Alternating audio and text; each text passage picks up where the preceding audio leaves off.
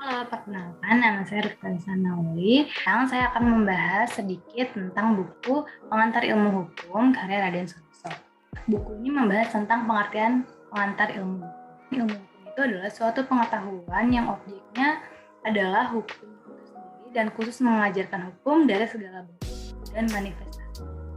Ilmu hukum adalah sebuah ilmu pengertian, ilmu kaidah, dan ilmu kenyataan. Cabang-cabang ilmu itu ada banyak. Ada sosiologi hukum, sejarah hukum, perbandingan hukum, ilmu hukum positif, matematik hukum, politik hukum, dan ajaran hukum. Menurut Profesor Dr. Ahmad Sanusi, sarjana hukum, pengantar ilmu hukum itu adalah mata pelajaran dasar yang harus dikuasai oleh mereka yang ingin mempelajari hukum. Bahkan pengantar ilmu hukum ini sendiri diajarkan pula kepada fakultas lain di luar fakultas. Pengantar ilmu hukum berasal dari terjemahan bahasa Belanda yang dipakai pada tahun 1970. PIH sendiri digunakan pertama kali di perguruan tinggi Indonesia Universitas Gadjah Mada pada 3 Maret 1946. Mata kuliah ini itu penting bisa dilihat dari bobot SKS yang besar, yaitu 3-4 sampai adanya keputusan dari menteri yang mengharuskan pengantar ilmu hukum itu dipelajari oleh semua fakultas. Kedudukan pengantar ilmu hukum ini tuh sejajar dengan ilmu sosial lainnya, karena pengantar ilmu hukum itu adalah salah satu bagian dari disiplin ilmu persamaan dengan filsafat hukum dan politik hukum. Pengantar ilmu hukum itu bisa dikatakan adalah sebuah sarana pengenalan hukum secara keseluruhan. PIH ini mempelajari hukum dari segi ilmiah yang sentral sampai juga yang universal. Dosen yang mengajar pengantar ilmu hukum menurut Dr. Ahmad Sanusi harus menguasai bahan-bahan secara keseluruhan maupun pendukungnya dan dapat memberi petunjuk pada mahasiswa agar bisa belajar dengan caranya atau gayanya sendiri. Hakikat daripada pengantar hukum, mata pelajaran yang menjadi penunjuk jalan bagi orang-orang yang ingin mempelajari hukum dengan memiliki ruang lingkup yang luas, memberi dasar pengenalan mengenai arti permasalahan dan persoalan di bidang, memiliki gambaran dasar yang memberikan pandangan umum tentang hukum. Jadi tanpa penguasaan pengantar ilmu hukum, orang-orang akan kesusahan memahami hukum itu sendiri. Materi yang dibahas oleh pengantar ilmu hukum itu ada 3, yaitu hukum sebagai objek ilmu hukum, sebagai norma hukum, dan juga sebagai ilmu pengetahuan dan ilmu kekitaan. Pengertian tentang hukum itu dari segi etimologi berasal dari kata Arab yaitu al-qas yang artinya pertalian erat yang dapat melakukan fakta. Itu ada raj, berasal dari bahasa Latin rejtu, artinya bimbingan, tuntutan, atau pemerintahan. Hukum mempunyai 2 unsur yaitu kewibawaan dan juga keadilan. Ius dalam bahasa Latin berarti hukum. Ius itu berkaitan erat dengan justitia atau keadilan. Justitia ini adalah sebuah nama dewi pada zaman Yunani yang disebut dengan dewi keadilan. Dilambangkan sebagai wanita dengan mata tertutup dan tangan kirinya memegang naraca dan kanannya memegang pedang. Nah, mata tertutup ini menggambarkan sifat hukum yang tidak pandang bulu, neraca melambangkan keadilan, dan pedang berarti mengejar sebuah keadilan atau mengejar sebuah kejahatan. Hal ini mengandung makna bahwa hukum memiliki 3 unsur, yaitu wibawa, keadilan, dan juga kedamaian. Hukum mengandung beberapa unsur yaitu peraturan dibuat oleh yang berwenang, bertujuan mengatur tata tertib masyarakat, bersifat memaksa untuk ditaati dengan cara memerintah atau melarang. Hukum itu terdapat di seluruh dunia.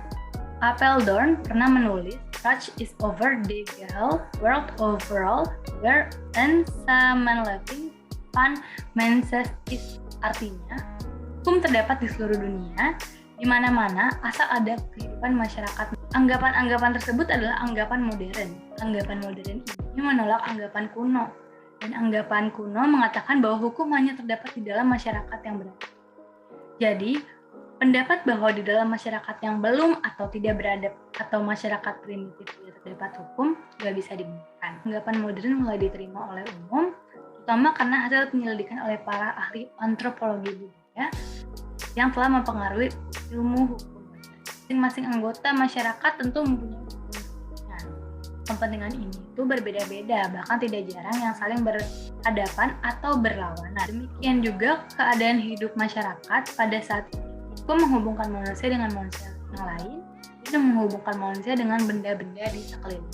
Fungsi hukum itu bisa terdiri dari 4. ada sebagai alat pengatur tata tertib masyarakat, sebagai sarana untuk mewujudkan keadilan sosial lahir dan batin, sebagai sarana penggerak pembangunan, dan juga sebagai fungsi kritis. Dalam buku Aristoteles yang berjudul Retorika, dirinya mencetuskan bahwa tujuan hukum menghendaki keadilan semata-mata daripada isi hukum ditentukan oleh kesadaran etis mengenai apa yang dikatakan dan apa yang tidak adil. Aristoteles membedakan keadilan dalam dua macam, yaitu keadilan distributif atau justitia distributiva dan juga keadilan kumulatif atau justitia kumulativa. Menurut Utrecht, orang menaati hukum karena beberapa sebab, yaitu karena merasakan bahwa peraturan-peraturan itu dirasakan sebagai hukum dan mereka benar-benar berkepentingan akan berlakunya peraturan tersebut.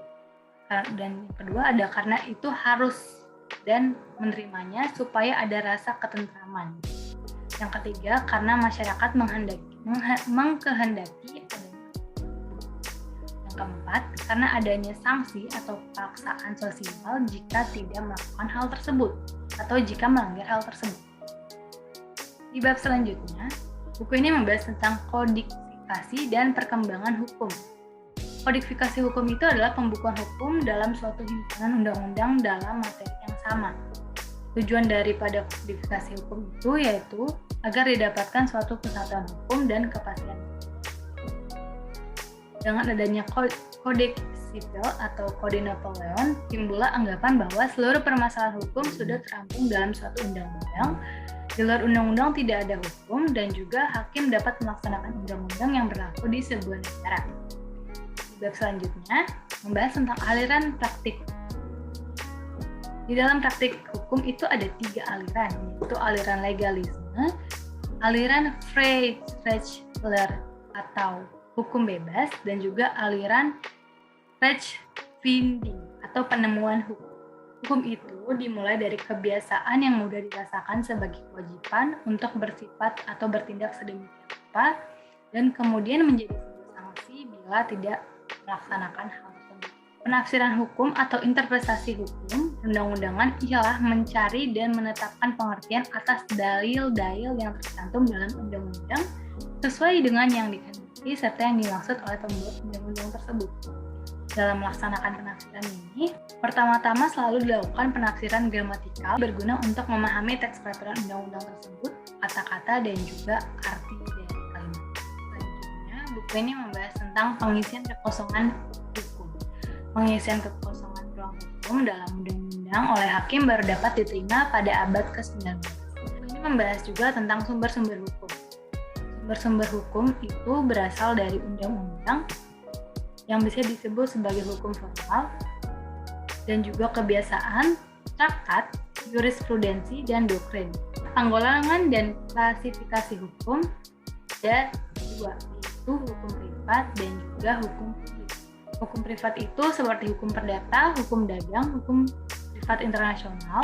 Hukum publik itu seperti hukum negara, tata usaha negara, hukum antar negara, dan hukum pidana juga hukum acara. Kaidah hukum dan kaidah sosial mengatur tingkah laku manusia dalam bermasyarakat. Secara berurutan, kaidah ini itu ada kaidah sosial, juga kaidah kesopanan.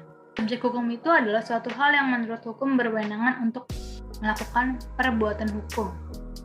Selain itu, ada objek hukum. Objek hukum itu adalah benda atau zaat.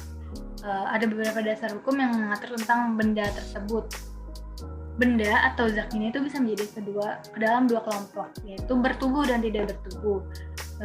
Benda bertubuh bisa dibagi 2, yaitu bergerak dan tidak bergerak. Benda bergerak dibagi menjadi 2, yaitu bisa habis dan juga tidak bisa habis. Dan itu ada peristiwa hukum. Peristiwa hukum itu adalah suatu kejadian biasa dalam kehidupan sehari-hari yang akibatnya diatur oleh hukum. Ini bisa dibagi ke dalam beberapa golongan, yaitu peristiwa menurut hukum dan peristiwa melanggar hukum, peristiwa hukum tunggal dan peristiwa hukum majmuk, peristiwa hukum sepintas dan peristiwa terus-menerus, peristiwa hukum positif dan juga peristiwa hukum negatif. Hubungan hukum itu ialah sebuah hubungan antara 2 atau lebih segi hukum. Setiap hubungan hukum mempunyai 2 segi, yaitu kewenangan dan juga hak atau kewajiban. Hak itu sendiri katakan sebagai hubungan kekuasaan dan kewenangan. Dalam pasal 570 KUH Perdata disebutkan bahwa hak milik adalah hak untuk menikmati kegunaan suatu kebenaran dengan cara bagaimanapun juga, asal tidak bertentangan dengan undang-undang atau peraturan umum yang diterapkan oleh suatu kekuasaan yang berhak menetapkan dan tidak mengganggu hak-hak milik orang lain. Perbuatan hukum itu adalah setiap perbuatan yang akibatnya diatur oleh hukum, karena akibatnya itu bisa dianggap sebagai kehendak dari yang melakukan hukum. Yang selanjutnya ada masyarakat hukum. Masyarakat hukum itu adalah sekelompok orang yang hidup dalam suatu wilayah tertentu di mana di dalam kelompok tersebut berlaku suatu rangkaian peraturan yang menjadi tingkah laku bagi setiap kelompok dalam pergaulan hidup mereka. Antropologi hukum adalah suatu cabang ilmu pengetahuan yang mempelajari pola-pola sengketa dan penyelesaian pada masyarakat yang sederhana maupun masyarakat yang sedang mengalami proses perkembangan dan pembangunan. Selanjutnya ada sosiologi hukum. Sosiologi hukum diantaranya mempelajari perorganisasian sosiologi dari hukum. Psikologi hukum adalah suatu cabang pengetahuan yang mempelajari hukum sebagai suatu perwujudan dari perkembangan jiwa manusia. Selanjutnya adalah sejarah hukum. Sebagaimana lazimnya moral yang terdapat pada pelajaran sejarah, maka studi mengenai sejarah hukum ini menghasilkan keuntungan-keuntungan yang sama seperti saat mempelajari pengetahuan yang kita ketahui. Kekeliruan-kekeliruan tentang hukum diharapkan dapat dicegah dengan cara mendapatkan keuntungan tersebut. Nah, yang terakhir ada perbandingan hukum. Perbandingan hukum adalah ilmu pengetahuan yang usianya relatif muda. Dari sejarahnya, kita ketahui bahwa perbandingan hukum sejak dahulu dipergunakan oleh orang, tetapi secara insidental. Perbandingan hukum baru berkembang secara nyata pada abad ke-20. Pada hakikatnya, perbandingan hukum adalah suatu metode penelitian dan bukan hanya suatu ilmu hukum. Dengan mempergunakan metode membanding-bandingkan hukum yang satu dengan hukum yang lain. Sebagai metode penelitian, perbandingan hukum dapat dipergunakan di semua bidang hukum seperti hukum privat, hukum publik, hukum tata negara, dan sebagainya. Bahkan dapat juga dipergunakan di bidang ekonomi, eksaksia, dan teknik.